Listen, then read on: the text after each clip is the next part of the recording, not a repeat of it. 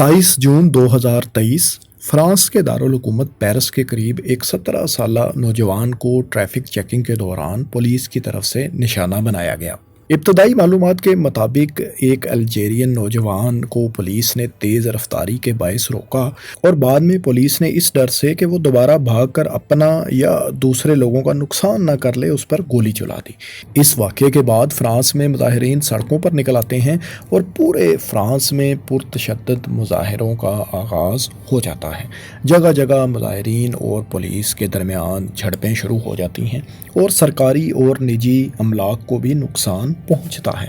इस तमाम तर सूरत हाल के बायस सदर इमैनुअल मैक्रोन को अपना जर्मनी का एक अहम दौरा भी मुलतवी करना पड़ा, जबकि दूसरी तरफ फ्रांसीसी स्टार्स फुटबॉलर कायलान एम्बापे और अदाकार उमर साई ने पुलिस की मजम्मत भी की है। लेकिन दोस्तों, फ्रांस में ये इस नवीयत का होने वाला पहला एहतजाज हरगिज़ नहीं है। अभी चंद माह पहले ही फ्रेंच हुकूमत की जानिब से रिटायरमेंट की उम्र 62 बरस से बढ़ाकर 64 साल करने पर भी मुल्क भर में मुजाहिरे हुए, जबकि पिछले साल अक्टूबर में महंगाई के खिलाफ भी मुल्क गिर एहतजाज और मुजाहिरे किए गए थे। एक सर्वे के मुताबिक 2010 से अब तक फ्रांस में 60 से भी ज़ायद एहतजाजी तहरीकें रोनमा हो चुकी हैं। इस मुख्तसर दौरानिए में इतनी बड़ी तादाद में मुजाहिरों और एहतजाज के साथ फ्रांस दुनिया की सबसे ज़्यादा एहतजाज करने वाली कौम बन चुकी है। एक तरफ तो फ्रांस अपनी भरपूर तारीख, सकाफती विरसे, दिलकश मनाज़र और बेहतरीन खुशबुओं के लिए मशहूर है। जंगे अज़ीम दोम से कबल तो फ्रांस को बरतानिया के बाद दुनिया की दूसरी बड़ी सल्तनत भी समझा जाता था और आज भी ये माशी तौर पर दुनिया की मजबूत तरीन मईशतों में से एक है। लेकिन दूसरी तरफ ये समाजी बदअमनी और बड़े पैमाने पर एहतजाज के गढ़ के तौर पर भी शोहरत हासिल कर चुका है। फ्रांस के तारीखी इनकलाब से लेकर हालिया मुजाहिरों तक फ्रांसीसी अवाम ने तवील अरसे से इख्तलाफ राय और सड़कों पर निकलने के अपने हक़ को बेशुमार बार इस्तेमाल किया है।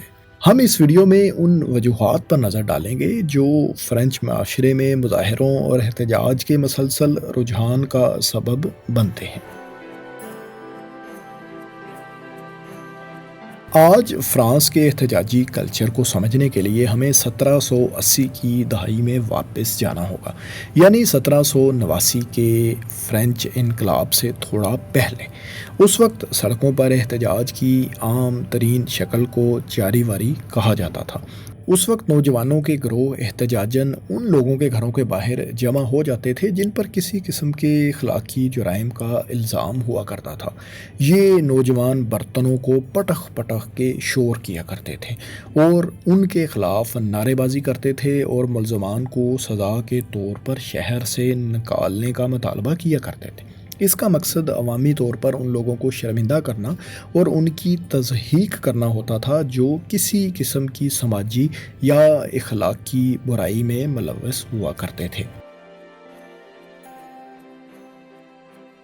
दोस्तों, चूँकि फ़्रांसीसी अवाम में एहतजाज और मुज़ाहिरों की रवायत पहले से मौजूद थी, इसलिए वक्त के साथ साथ इन मुज़ाहिरों में तेज़ी से इजाफ़ा होता चला गया। इस दौरान करप्ट सियासतदानों और बदउनवान हुकूमती ओहदेदारों के घरों को भी निशाना बनाया जाता रहा। तब से एहतजाज फ़्रेंच अवाम की ज़िंदगी का एक लाज़मी पहलू बन चुका है और इस एहतजाजी कल्चर की एक दलील इनकलाब फ्रांस की सूरत में एक तारीख़ी हकीकत के तौर पर भी मौजूद है। 1789 के फ़्रेंच इनकलाब की अहम वजूहात में समाजी अदम मसावत, सियासी अदम इत्मीनान, मालियाती बहरान और खुराक की किल्लत शामिल हैं। समाजी और इक़्तिसादी तक़सीम, सियासी नुमाइंदगी की कमी और बादशाहत के बेजा अखराजात ने अवाम की नाराज़गी को जन्म दिया। मज़ीद बरा नाक़िस फसलों और खुराक की बढ़ती हुई कीमतों की वजह से माली बहरान और माशी मुश्किलात ने इनकलाबी जोश को मज़ीद तक़वियत दी। इस तमाम तर मुश्किल सूरत हाल के बावजूद हुकूमत की जानिब से अवाम पर मज़ीद भारी टैक्सेस आयद कर दिए गए। یہ عوامل فرانسیسی تاریخ میں ایک تبدیلی کے دور کے آغاز کی وجہ بنے، جس کے نتیجے میں ایسے پرتشدد مظاہرے اور فسادات پھوٹ پڑے جنہوں نے پورے یورپ پر بالعموم اور فرانسیسی معاشرے پر بالخصوص نہ مٹنے والے نقوش چھوڑے۔ یہ مظاہرے، احتجاج اور فسادات بالآخر فرانس میں بادشاہت کے خاتمے کا سبب بنے اور فرانس کے سیاسی اور سماجی نظام میں اہم تبدیلیاں رونما ہوئیں، اور 1792 میں پہلے فرانسیسی جمہوریہ کا قیام عمل میں آیا۔ 1792 سے 1799 کے دور کو فرانس میں خوف کے دور سے بھی جانا جاتا ہے، جس میں کم و بیش 20,000 افراد جو انقلاب فرانس کے مخالف سمجھے جاتے تھے انہیں سزائے موت دی گئی۔ اس کے بعد 1799 میں نپولین بوناپارٹ ایک ممتاز فوجی اور سیاسی شخصیت کے طور پر ابھر کر سامنے آئے۔ ان کے دور میں فرانس نے بے شمار فتوحات حاصل کی، لیکن 1812 میں روس کے ہاتھوں ہونے والی بدترین شکست کے بعد نپولین کے زوال کا آغاز ہو گیا، اور بالآخر 1815 میں لوئس 18 کے تخت پر بیٹھنے کے بعد فرانس میں ایک بار پھر بادشاہت بحال ہو گئی۔ 1815 میں بوربن بادشاہت کے قیام کے بعد ایک مرتبہ پھر یہاں احتجاج اور مظاہروں کا آغاز ہو گیا، لیکن اس بار یہ احتجاج زیادہ منظم اور سیاسی طور پر زیادہ متحرک تھے۔ سیاسی اصلاحات، سماجی انصاف اور مزدوروں کے حقوق کے مطالبات کے ذریعے بڑے پیمانے پر احتجاج، ہڑتالیں اور بغاوتیں زیادہ مقبول ہوئیں۔ 1830 میں جولائی ریولوشن نے بوربن بادشاہت کا تختہ تو الٹ دیا، لیکن اس کی جگہ منتخب حکومت کی بجائے ایک اور بادشاہت نے لے لی جسے جولائی مونارکی کے نام سے جانا جاتا ہے۔ اس کے بعد 1832 میں جون ریبیلیئن کے ذریعے طلبہ اور سیاسی کارکنوں کی تبدیلی کی خواہش کا اظہار ہوا۔ اگرچہ بادشاہ کے خلاف یہ بغاوت تو ناکام رہی، لیکن یہ جابرانہ حکمرانی کے خلاف مزاحمت کی ایک علامت اور آنے والی نسلوں کے لیے ایک مثال بن گئی۔ اسی طرح 1848 میں بھی اس نظام کے خلاف شدید مظاہرے ہوئے اور ایک عوامی تحریک کا آغاز ہوا۔ عوامی بغاوتوں کی لہر سے جنم لینے والی ان تحریکوں نے سیاسی اصلاحات، سماجی انصاف اور معاشی ترقی کی کوششیں کیں۔ انہی مظاہروں کے نتیجے میں جولائی 1830 میں قائم ہونے والی جولائی مونارکی کا خاتمہ ہوا اور دوسری فرانسیسی جمہوریہ کا قیام عمل میں آیا۔ لوئس نپولین، جو نپولین بوناپارٹ کے بھتیجے بھی تھے، وہ فرانس کے صدر منتخب ہو گئے۔ تاہم 1851 میں لوئس نپولین نے فرانس کے صدر ہوتے ہوئے قومی اسمبلی کو تحلیل کر دیا اور خود کو بادشاہ ڈکلیئر کر دیا۔ اس طرح فرانس میں ایک بار پھر بادشاہت قائم ہو گئی۔ 1870 میں ہونے والی فرانس اور جرمنی کی جنگ میں فرانس کو شکست ہوئی، جس کے بعد نپولین کی بادشاہت اپنے اختتام کو پہنچی اور فرانس میں تیسری بار جمہوریہ کی بنیاد رکھی گئی۔ اس جنگ کے دوران پیرس کے نیشنل گارڈز نے شہر کا دفاع کیا تھا اور وہ عوام میں خاصے مقبول بھی تھے۔ ان کا کہنا تھا کہ فرانس کی نو منتخب حکومت عوام کی حقیقی ترجمان نہیں ہے، لہذا انہوں نے جنگ کے خاتمے کے بعد پیرس کا کنٹرول سنبھال لیا اور نئی قائم ہونے والی حکومت کی اتھارٹی ماننے سے انکار کر دیا۔ پیرس میں صرف 2 ماہ قائم رہنے والی ان کی اس حکومت کو پیرس کمیون کے نام سے جانا جاتا ہے۔ تاہم حکومتی قوتوں نے بالآخر اس تحریک کو طاقت سے کچل دیا، لیکن اس نے فرانسیسی جمہوری معاشرے کی تشکیل اور انصاف اور تبدیلی کے لیے جاری جدوجہد میں اہم کردار ادا کیا۔ یہ نظام 1940 تک چلتا رہا، جب دوسری جنگ عظیم میں جرمنی نے فرانس پر قبضہ کر لیا، جبکہ 1945 میں جنگ کے خاتمے کے بعد چوتھی بار فرانسیسی جمہوریہ کا قیام عمل میں آیا۔ مجموعی طور پر ان تمام مظاہروں اور سماجی تحریکوں نے عوام کی بے اطمینانی اور سیاسی اور اقتصادی اصلاحات کی ضرورت کو ظاہر کیا۔ ان تحریکوں نے فرانسیسی معاشرے کی مستقبل کی سمت کا تعین کیا، جس نے سماجی انصاف، سیاسی اصلاحات اور مزدوروں کے حقوق کے لیے جاری جدوجہد میں حصہ ڈالا، جس کی جھلک جدید فرانس میں آج بھی نظر آتی ہے۔ فرانس میں اکثر مظاہرے سماجی اور معاشی مسائل سے جڑی حقیقی شکایات کی وجہ سے ہوتے ہیں۔ بے روزگاری کی بلند شرح اور آمدنی میں عدم مساوات جیسے ایشوز نے مسلسل عوامی عدم اطمینان کو ہوا دی ہے۔ مثال کے طور پر 1995 میں فرانسیسی فلاحی نظام میں مجوزہ اصلاحات کے خلاف مظاہرے شروع ہوئے، جن میں پینشن سسٹم اور لیبر قوانین میں تبدیلیاں شامل تھیں۔ لاکھوں کارکنوں نے ہڑتال کی اور عوامی نقل و حمل بند کر کے ملکی نظام کو مفلوج کر رکھ دیا۔ بالآخر حکومت مطالبات تسلیم کرنے پر مجبور ہو گئی۔ 2018 میں فرانس میں یلو ویسٹ تحریک کا ظہور ہوا۔ پیٹرول اور ڈیزل پر عائد بھاری ٹیکسز کے خلاف مظاہروں سے شروع ہونے والی یہ تحریک تیزی سے معاشی عدم مساوات، گرتے ہوئے معیار زندگی اور حکومت کے خلاف عدم اطمینان کے وسیع تر اظہار میں تبدیل ہو گئی۔ ان مظاہروں کے شرکا نے ایک مخصوص قسم کی پیلی واسکٹ پہن رکھی ہوتی تھی، اسی لیے اس تحریک کو یلو ویسٹ تحریک کے نام سے یاد کیا جاتا ہے۔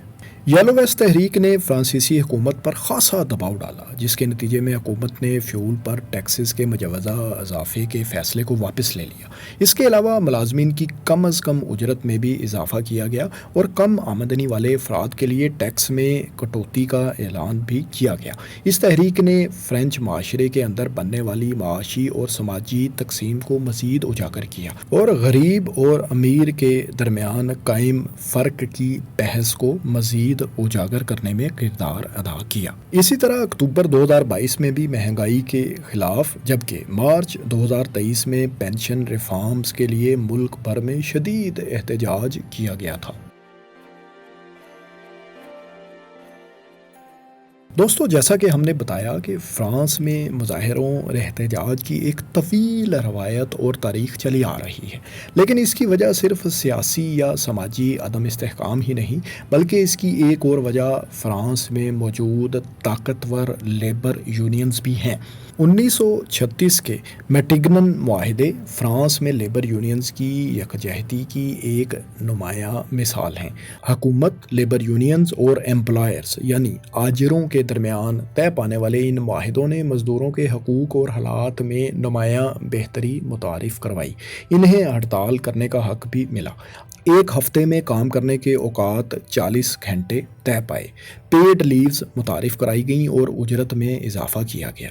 میٹیگنن معاہدوں نے منظم مزدور تحریکوں کی طاقت اور خاطر خواہ تبدیلیاں لانے کی ان کی صلاحیت کا اظہار کیا۔ یہاں یہ بات بھی انتہائی اہم ہے کہ فرینچ یونینز صرف اپنی تعداد یا آپس کے اتفاق کے باعث ہی مضبوط نہیں، بلکہ اس کی ایک بڑی وجہ اور اہم وجہ وہ حکومتی قوانین ہیں جو فرانس کی لیبر کلاس اور ملازمت پیشہ افراد کو حقوق فراہم کرتے ہیں۔ ایک رپورٹ کے مطابق صرف 8% فرینچ محنت کش لیبر یونین سے وابستہ ہیں، جبکہ یورپ میں یہ نمبر اوسطاً 25% ہے۔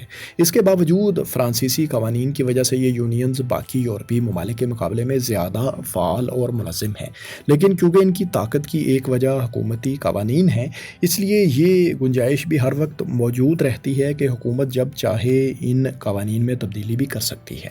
شاید یہی وجہ ہے کہ یہ یونینز بہت زیادہ متحرک ہیں اور کسی بھی ایسی پالیسی سے ٹکرانے کے لیے ہر وقت تیار رہتی ہیں جس سے ان کے حقوق سلب ہو سکتے ہوں یا وہ مستقبل میں ان کے حقوق کے لیے خطرہ بن سکتی ہوں۔ 2006 میں حکومت کی جانب سے ایک مجوزہ لیبر قانون پیش کیا گیا جو امپلائرز کو یعنی آجروں کو یہ اجازت دیتا تھا کہ وہ ملازمت دینے کے پہلے 2 سال میں کسی بھی امپلائی کی ملازمت کا کنٹریکٹ بغیر کسی وجہ کے ختم کر سکتے ہیں۔ اس قانون کے پیش ہونے کے بعد مختلف لیبر یونینز کی جانب سے وسیع پیمانے پر مظاہرے اور ہڑتالیں کی گئیں اور بالآخر حکومت کو یہ قانون واپس لینا پڑا۔ فرینچ مظاہروں میں طلبہ تحریکوں نے بھی تاریخی طور پر اہم کردار ادا کیا ہے۔ طلبہ اکثر وسیع تر سماجی اور سیاسی تحریکوں کے لیے ایک کیٹالسٹ کے طور پر کام کرتے رہے ہیں۔ فرانس میں مئی 1968 کے تاریخی احتجاج کا آغاز پیرس یونیورسٹی میں طلبہ کی تحریک کے طور پر ہی ہوا تھا، جس میں تعلیمی اصلاحات اور یونیورسٹی گورننس میں طلبہ کی زیادہ سے زیادہ شرکت کا مطالبہ کیا گیا۔ یہ احتجاج تیزی سے دوسری یونیورسٹیز تک پھیل گئے۔ طلبہ کے احتجاج کے پیمانے اور شدت نے فرانسیسی معاشرے پر گہرے اثرات مرتب کیے، جس کے نتیجے میں ایک عام ہڑتال بھی ہوئی جس نے معیشت کے شعبے کو مفلوج کر رکھ دیا۔ ان مظاہروں نے بڑی احتجاجی تحریک کی تشکیل اور فرینچ عوام کو ایک بار پھر موبلائز کرنے میں اہم کردار ادا کیا۔ 1968 کے بعد سے طلبہ تنظیمیں اور یونینز تعلیمی اصلاحات، سماجی انصاف اور مختلف وجوہات کی وکالت کے لیے سرگرم رہیں اور فرانس میں مظاہروں کی روایت میں طلبہ کی اہمیت اور ان کے اثر کو مزید اجاگر کرتی رہیں۔ دوستو، یہ مختلف عوامل اجتماعی طور پر فرانس میں مظاہروں کی ایک طویل اور لمبی تاریخ میں حصہ ڈالتے ہیں، جس سے ایک ایسی قوم بن جاتی ہے جہاں اختلاف رائے، احتجاج اور مظاہروں کی ایک خاص اہمیت ہے۔ فرانس ایک سابق بڑی کالونیل پاور اور انتہائی ترقی یافتہ ہونے کے باوجود بھی احتجاجی مظاہروں کی ایک تاریخ رکھتا ہے۔ لیکن کیا ہمارے ملک میں بھی کبھی ایسے احتجاج یا منظم مظاہرے ہوئے جن کے کچھ مثبت نتائج عام عوام کے لیے نکلے ہوں؟ اپنی رائے سے کمنٹس میں ضرور آگاہ کریں۔ شکریہ۔